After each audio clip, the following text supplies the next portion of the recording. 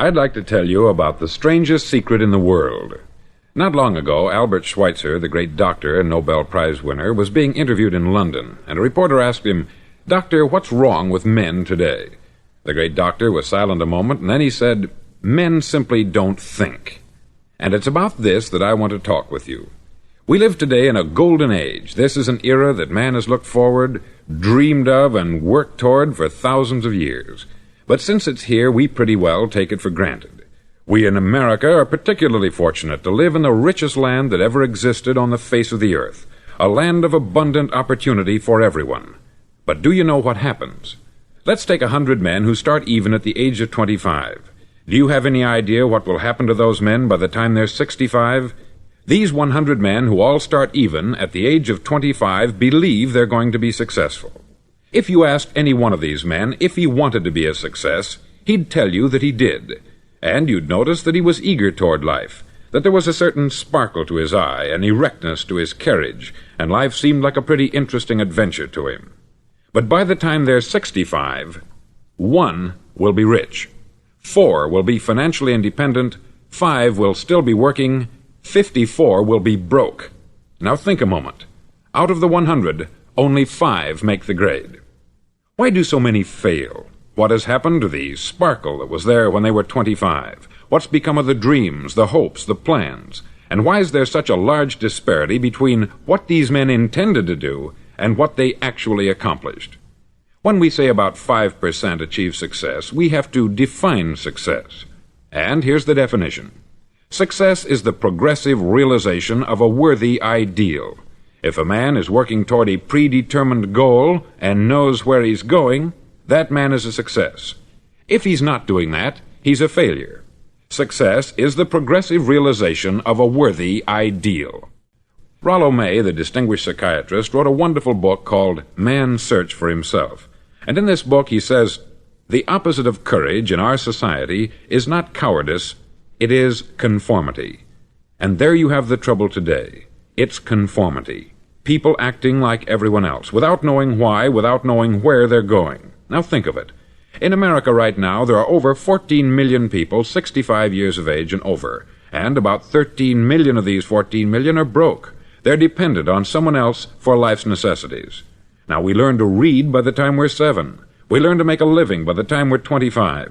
Usually, by that time, we're not only making a living, we're supporting a family. And yet, by the time we're 65, we haven't learned how to become financially independent in the richest land that has ever been known. Why? We conform. And the trouble is that we're acting like the wrong percentage group, the 95% who don't succeed. Now, why do these people conform? Well, they don't know, really. These people believe that their lives are shaped by circumstances, by things that happen to them, by exterior forces. They're outer-directed people. A survey was made one time that covered a lot of men, working men, and these men were asked this question: why do you work? Why do you get up in the morning? 19 out of 20 had no idea. If you ask them, they'll say, everyone goes to work in the morning. And that's the reason they do it, because everyone else is doing it. Now let's get back to our definition of success. Who succeeds? The only man who succeeds is the man who is progressively realizing a worthy ideal. He's the man who says, I'm going to become this, and then begins to work toward that goal. I'll tell you who the successful people are. A success is the school teacher who's teaching school because that's what she wanted to do. The success is the woman who's a wife and mother because she wanted to become a wife and mother and is doing a good job of it. The success is the man who runs the corner gas station because that's what he wanted to do. The success is the successful salesman who wants to become a top-notch salesman and grow and build with his organization. A success is anyone who is doing deliberately a predetermined job because that's what he decided to do deliberately. But only 1 out of 20 does that. That's why today there isn't really any competition, unless we make it for ourselves. Instead of competing, all we have to do is create. Now, for 20 years, I looked for the key which would determine what would happen to a human being. Was there a key, I wanted to know, which would make the future a promise that we could foretell to a large extent? Was there a key that would guarantee a person's becoming successful if he only knew about it and knew how to use it? Well, there is such a key, and I've found it. Have you ever wondered why so many men work so hard and honestly without ever achieving anything in particular, and others don't seem to work hard and yet seem to get everything? They have the magic touch. You've heard them say that about someone. Everything he touches turns to gold. And have you ever noticed that a man who becomes successful tends to continue to become successful, and on the other hand, have you noticed how a man who is a failure tends to continue to fail? It's because of goals. Some of us have them, some don't. People with goals succeed because they know where they're going. Now think of a ship leaving a harbor, and think of it with the complete voyage mapped out and planned. The captain and crew know exactly where it's going and how long it will take. It has a definite goal. 9,999 times out of 10,000 it will get to where it started out to get. Now let's take another ship, just like the first, only let's not put a crew on it, or a captain at the helm. Let's give it no aiming point, no goal, no destination. We just start the engines and let it go. I think you'll agree with me that if it gets out of the harbor at all, it will either sink or wind up on some deserted beach a derelict. It can't go any place because it has no destination and no guidance. It's the same with a human being. Take the salesman, for example. There is no other person in the world today with the future of a good salesman. Selling is the world's highest paid profession, if we're good at it and if we know where we're going. Every company needs top-notch salesmen, and they reward those men. The sky is the limit for them. But how many can you find? Someone once said, "The human race is fixed, not to prevent the strong from winning, but to prevent the weak from losing." The American economy today can be likened to a convoy in time of war. The entire economy is slowed down to protect its weakest link, just as the convoy had to go at the speed that would permit its slowest vessel to remain in formation. That's why it's so easy to make a living today. It takes no particular brains or talent to make a living and support a family today. So we have a plateau of so-called security, if that's what a person's looking for. But we do have to decide how high above this plateau we want to aim for. Now let's get back to the strangest secret in the world, the story that I wanted to tell you today. Why do men with goals succeed in life, and men without them fail? Well, let me tell you something which, if you really understand it, will alter your life immediately. If you understand completely what I'm going to tell you from this moment on, your life will never be the same again. You'll suddenly find that good luck just seems to be attracted to you. The things you want just seem to fall in line. And from now on, you won't have the problems, the worries, the gnawing lump of anxiety that perhaps you've experienced before. Doubt, fear, well, they'll be things of the past. Here's the key to success, and the key to failure. We become what we think about. Now let me say that again. We become what we think about. Throughout all history, the great wise men and teachers, philosophers and prophets have disagreed with one another on many different things. It is only on this one point that they are in complete and unanimous agreement. Listen to what Marcus Aurelius, the great Roman emperor, said. He said, "A man's life is what his thoughts make of it." Disraeli said this, "Everything comes if a man will only wait. I have brought myself by long meditation to the conviction that a human being with a settled purpose must accomplish it, and that nothing can resist a will that will stake even existence for its fulfillment." Ralph Waldo Emerson said this, "A man is what he thinks about all day long." William James said, "The greatest discovery of my generation is that human beings can alter their lives by altering their attitudes of mind." And he also said, "We need only in cold blood act as if the thing in question were real, and it will become infallibly real by growing into such a connection with our life that it will become real. It will become so knit with habit and emotion that our interest in it will be those which characterize belief." He also said this, "If you only care enough for a result, you will almost certainly attain it. If you wish to be rich, you will be rich. If you wish to be learned, you will be learned.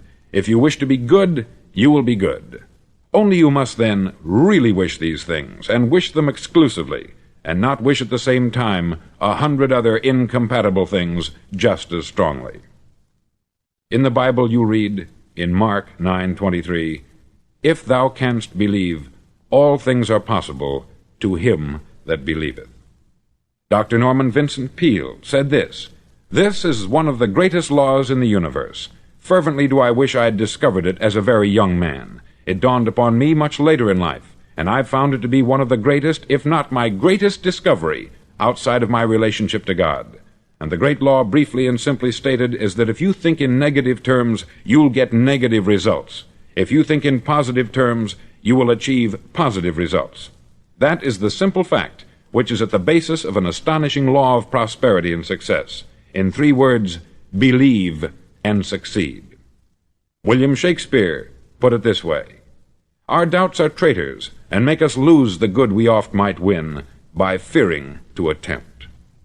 George Bernard Shaw said, "People are always blaming their circumstances for what they are. I don't believe in circumstances. The people who get on in this world are the people who get up and look for the circumstances they want, and if they can't find them, make them."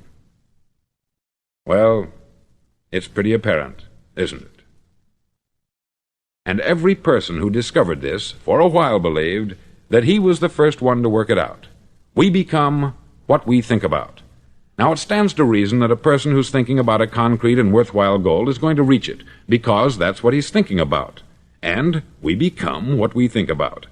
Conversely, the man who has no goal, who doesn't know where he's going, and whose thoughts must therefore be thoughts of confusion and anxiety and fear and worry, becomes what he thinks about.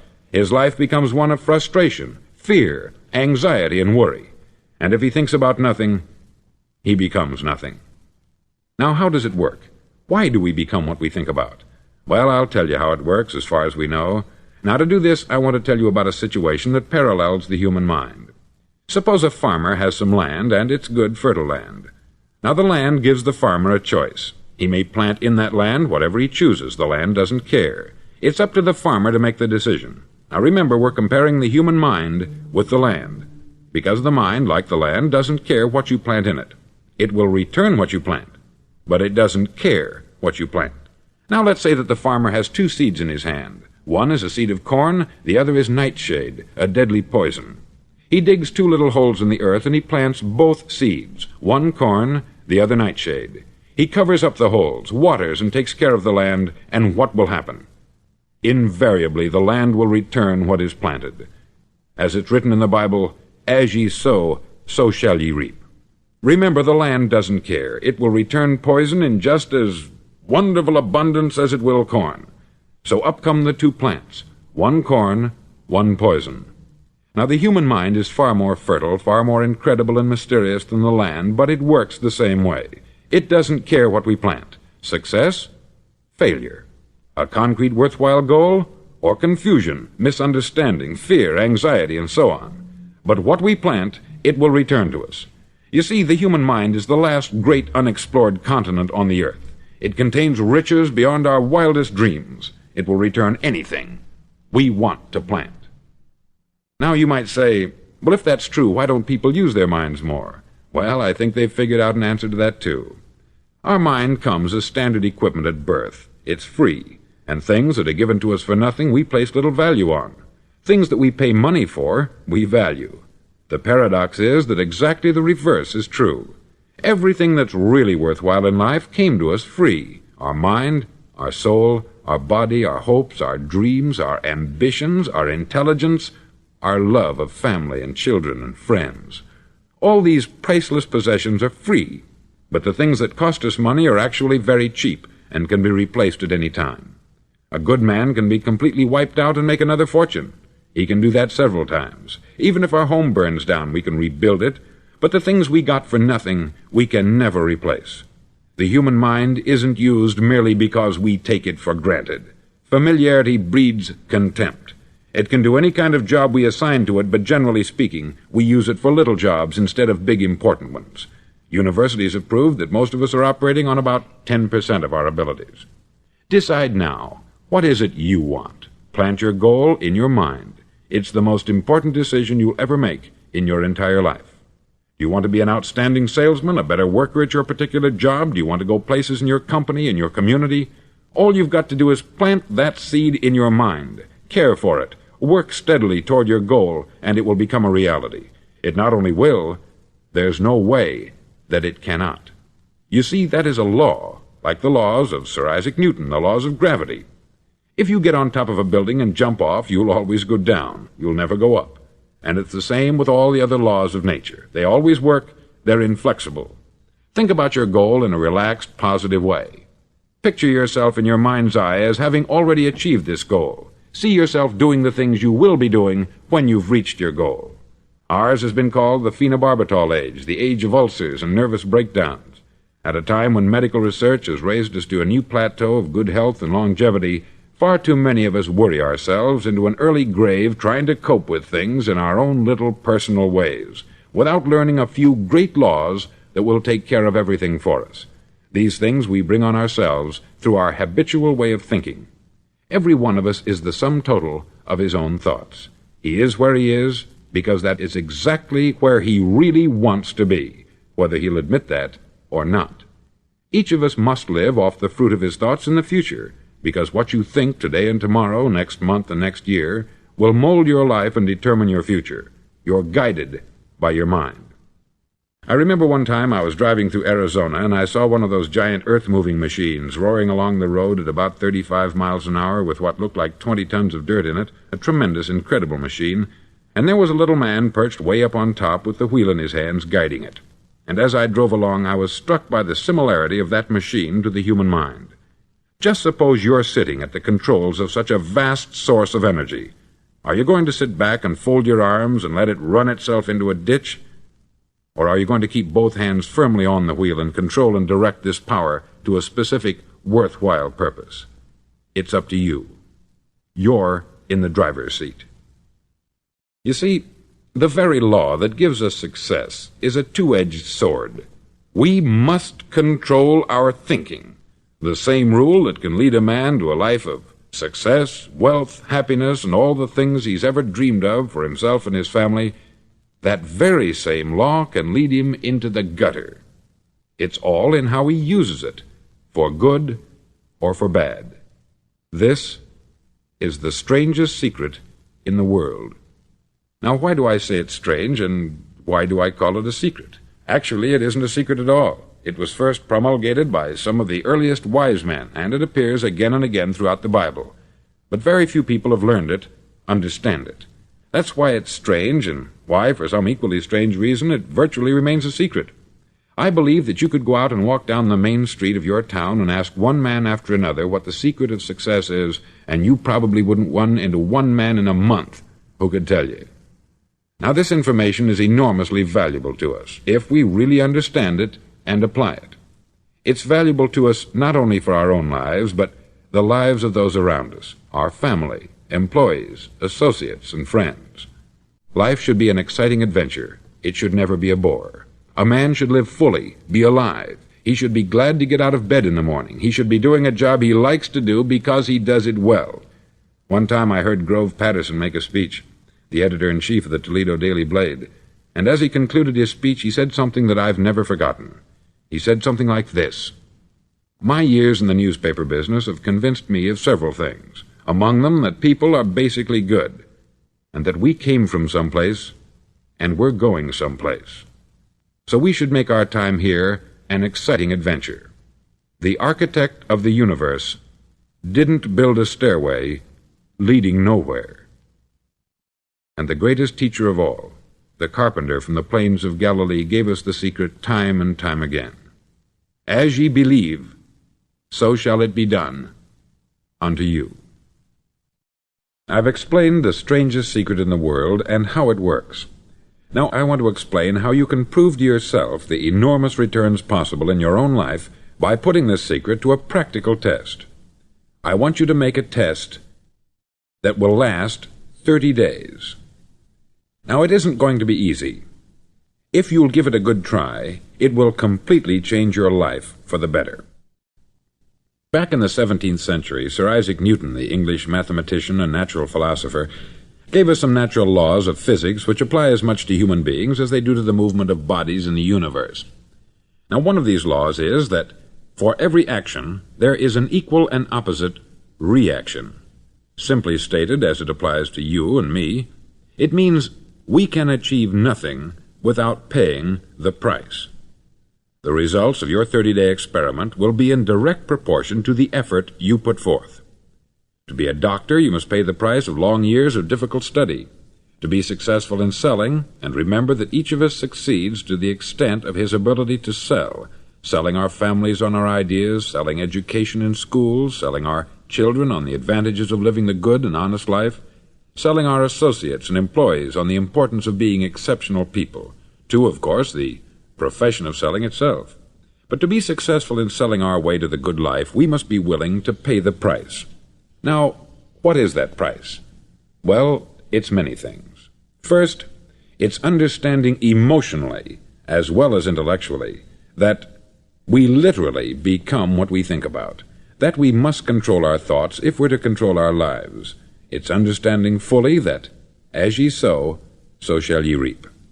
Secondly, it's cutting away all the fetters from the mind and permitting it to soar as it was divinely designed to do. It's the realization that your limitations are self-imposed, and that the opportunities for you today are enormous beyond belief.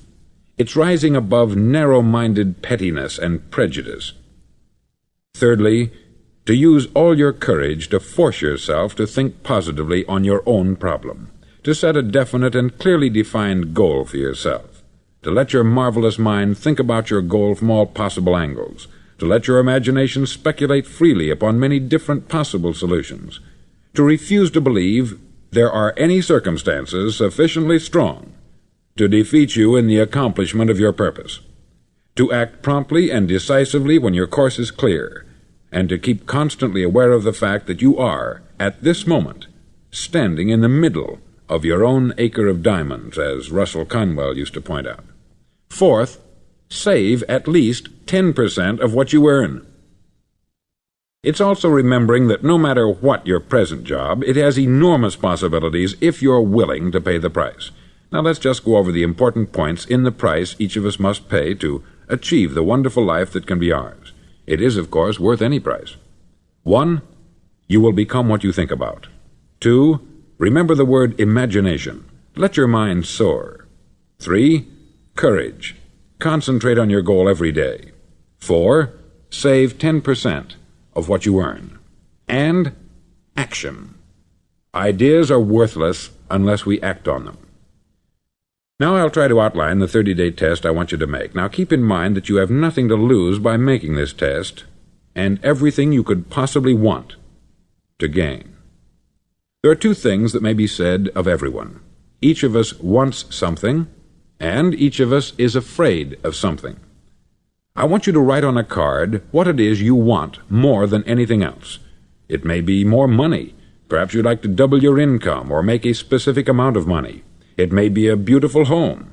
It may be success at your job. It may be a particular position in life. It could be a more harmonious family.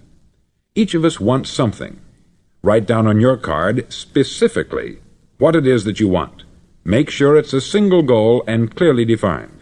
You needn't show it to anyone, but carry it with you so that you can look at it several times a day. Think about it in a cheerful, relaxed, positive way each morning when you get up, and immediately you have something to work for, something to get out of bed for, something to live for. Look at it every chance you get during the day and just before going to bed at night. As you look at it, remember that you must become what you think about, and since you're thinking about your goal, you realize that soon it will be yours. In fact, it's yours really the moment you write it down and begin to think about it. Look at the abundance all around you as you go about your daily business. You have as much right to this abundance as any other living creature. It's yours for the asking. Now we come to the difficult part. Difficult because it means the formation of what is probably a brand new habit, and new habits are not easily formed. Once formed, however, it'll follow you for the rest of your life. Stop thinking about what it is you fear. Each time a fearful or negative thought comes into your consciousness, replace it with a mental picture of your positive and worthwhile goal. There will come times when you will feel like giving up. It's easier for a human being to think negatively than positively. That's why only 5% is successful. You must begin now to place yourself in that group. For 30 days you must take control of your mind. It will think only about what you permit it to think. Each day for this 30-day test, do more than you have to do. In addition to maintaining a cheerful, positive outlook, give of yourself more than you've ever done before. Do this knowing that your returns in life must be in direct proportion to what you give. The moment you decide on a goal to work toward, you're immediately a successful person.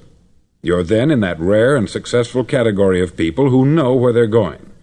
Out of every 100 people, you belong to the top 5. Don't concern yourself too much with how you're going to achieve your goal. Leave that completely to a power greater than yourself. All you have to do is know where you're going. The answers will come to you of their own accord. Remember these words from the Sermon on the Mount, and remember them well. Keep them constantly before you this month of your test. Ask, and it shall be given you. Seek, and ye shall find. Knock, and it shall be opened unto you. For every one that asketh receiveth, and he that seeketh findeth, and to him that knocketh it shall be opened. It's as marvelous and as simple as that.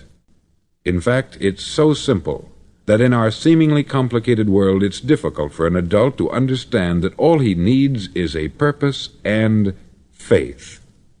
For 30 days, do your best.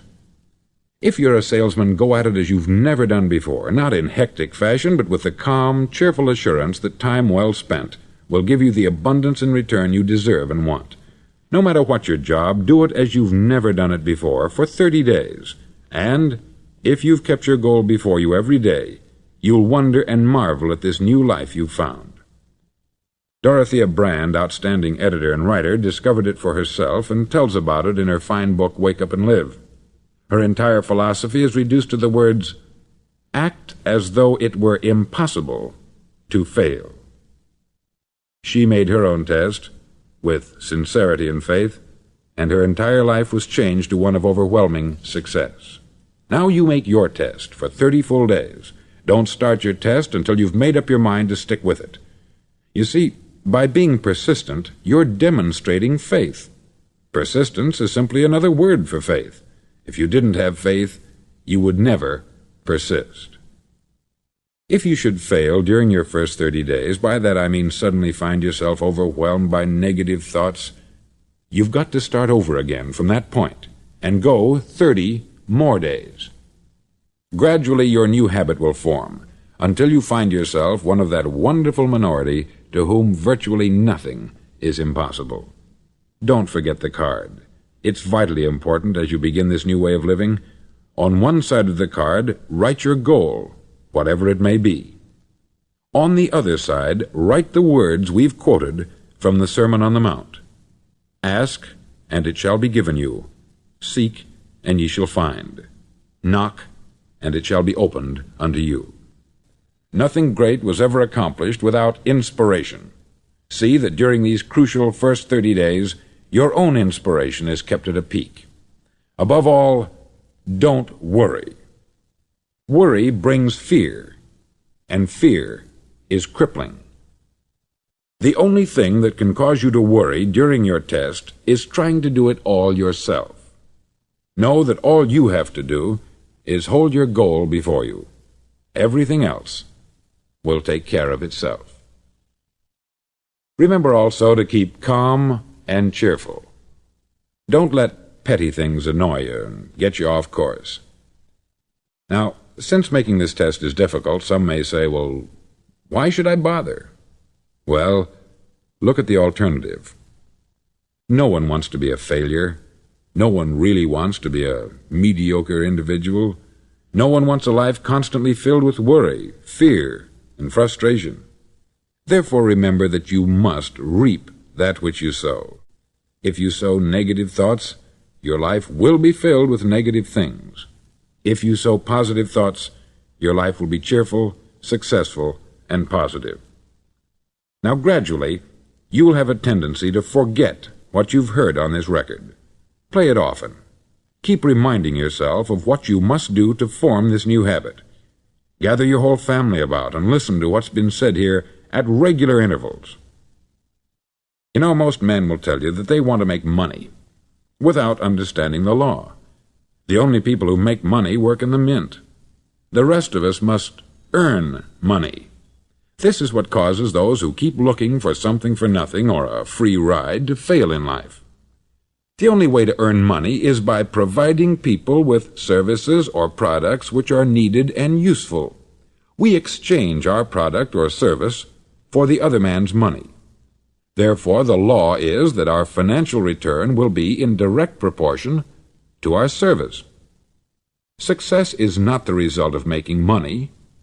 Making money is the result of success, and success is in direct proportion to our service. Most people have this law backwards. They believe that you're successful if you earn a lot of money.